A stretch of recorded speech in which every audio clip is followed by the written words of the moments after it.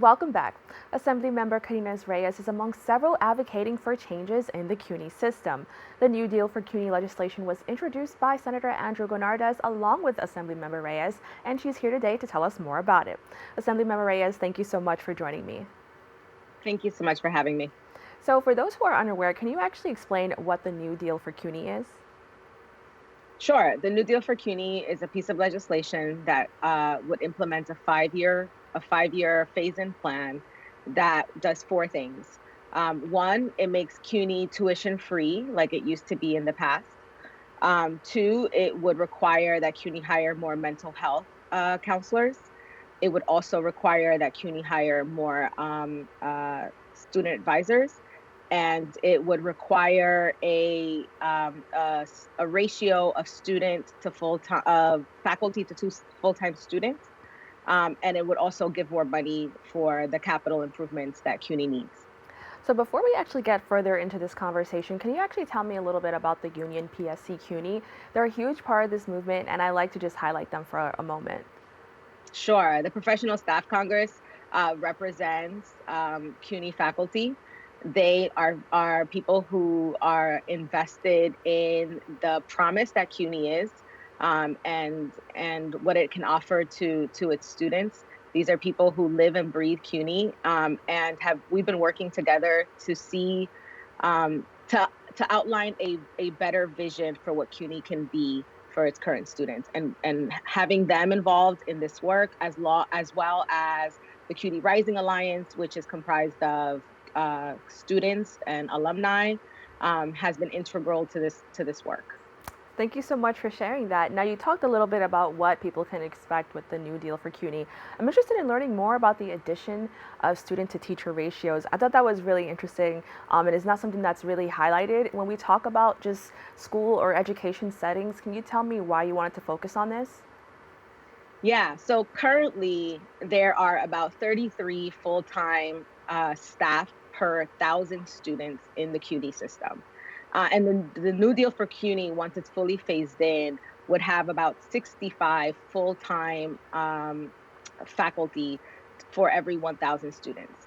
And one thing that we've been seeing with CUNY and what a lot of students have been talking about is, one, the fact that it's hard to register for courses or sections because they're not offered throughout the year. So a student that may need to take prerequisites in order to graduate may have to wait a semester or two in order to be able to complete their requirements because they're not offered all the time. And partially it's because they don't have enough full-time staff to do that. But also the CUNY system has relied heavily on adjunct staff. And adjunct professors are part-time professors who don't reap the benefits of being full-time members of the CUNY system. So many of them work multiple jobs in order to make ends meet. And that, of course, has a detrimental effect on how they provide services and teach to students. We know that students who have access to their professors on a more regular basis are able to perform better. And we want to provide that for the student body at CUNY. Now, I understand this bill has a 5 year plan. Can you elaborate on this and explain the purpose? Yeah, well, it's a big, ambitious plan, and it's going to take more than just 1 year and the flick of a pen to implement it. When we're talking about increasing the amount of faculty to student ratio and mental health counselors and student advisors, the hiring of staff takes time, and getting resources down to CUNY takes time as well.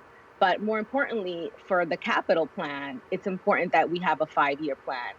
For many, many years, the capital allocations that the state makes to CUNY have been on a year-to-year basis. And it's very difficult for an organization as large as CUNY to plan ahead and make the necessary investments in infrastructure if they don't know what their capital budget is going to be the following year. So it's important for us to create a 5 year plan that they can then plan with, and really make those improvements that CUNY desperately needs. Now, Governor Kathy Hochul has actually proposed a budget for CUNY. According to AMNY, it consists of $170 million for senior colleges and $53 million for new staff. Now, to the average person, this sounds like a huge contribution and a step in the right direction. But can you explain how this may not meet some of the standards many activists are looking for? Yeah, so actually, CUNY has seen a disinvestment for decades. If we would have been investing in CUNY on pace with inflation, CUNY's budget would be $1 billion more than it is right now. And they've been surviving on austerity budgets for a very, very long time. What the governor proposed in her executive budget and the numbers you just cited are actually for 1 year. The executive budget had a $750 million investment over 5 years, which is the first time that we see a governor make a plan for CUNY that's longer, that is expands longer than a year. And this is actually a really good first step in implementing the New Deal for CUNY.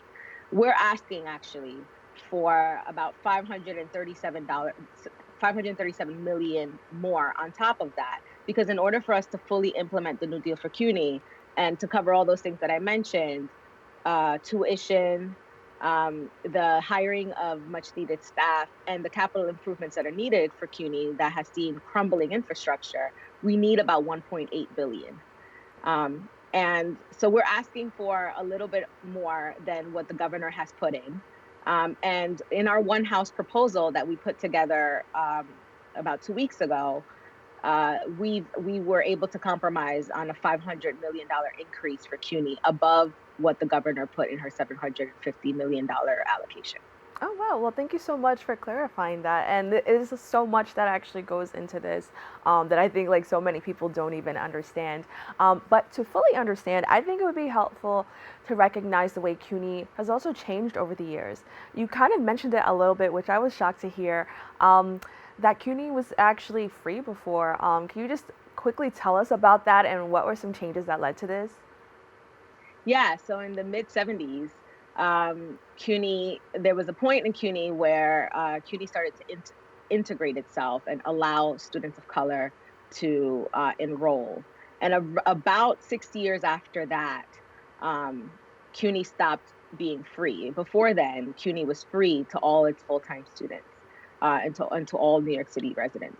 Um, and that highlights not just the racial impact that it does and it's had on communities of color, because it actually made um, higher education, free public higher education, cost prohibitive for its residents of color who benefit from a quality public higher education.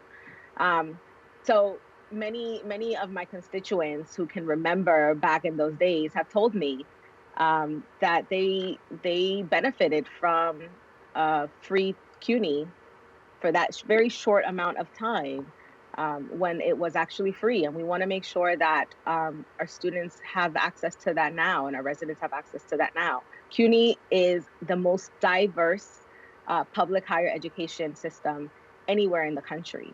And that's a testament to not just who New York City is, but who it is that CUNY serves. So I love that you mentioned that because according to nycfuture.org, in the Bronx, only 20.5% of the working age population actually has a BA or higher level of education. And in every borough but Manhattan, the numbers of working age adults with a high school diploma or less outnumber those with a bachelor's degree. Do you think this movement and everything that you're working towards has the potential to drastically change this outcome? Oh, absolutely. Um, CUNY has about 1.4 million alumni in the past. They've produced about 1.4 million alumni in the past 50 years. And those people with higher education degrees, with at least a bachelor's degree, earn about $34 billion more than those with just a high school equivalency. So we know that the pathway to the middle class um, is a higher education, and we want to remove the barriers for New York City residents to be able to attain a college degree. And in huge part is removing the cost factor that is tuition. So we have about 2 minutes left. I understand that earlier this month you attended a rally in support of this. Can you tell me about that experience?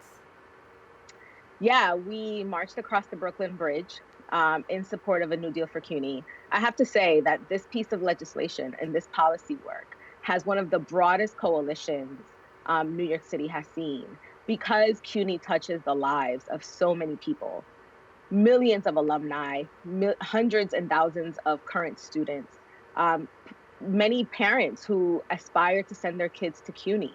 Um, Everybody knows how important higher education is, and we want to make it as attainable and as high quality as any institution should be for New York City residents.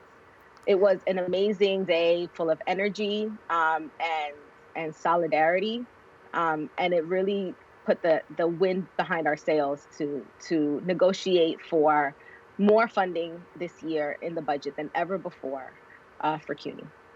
Assemblymember Reyes, thank you so much for joining me. Can you quickly just let everybody know how they can get involved? Absolutely. One, you can follow me on social media because we post all our work or all our coalition work with CUNY, PSC, and the CUNY Rising Alliance. But you should also follow PSC, follow the CUNY Rising Alliance, get involved in all of their work because it's really the work that we believe is the future of New York City. Thank you so much for joining me once again. Thank you. We'll be right back with more Open BxRx Tuesday.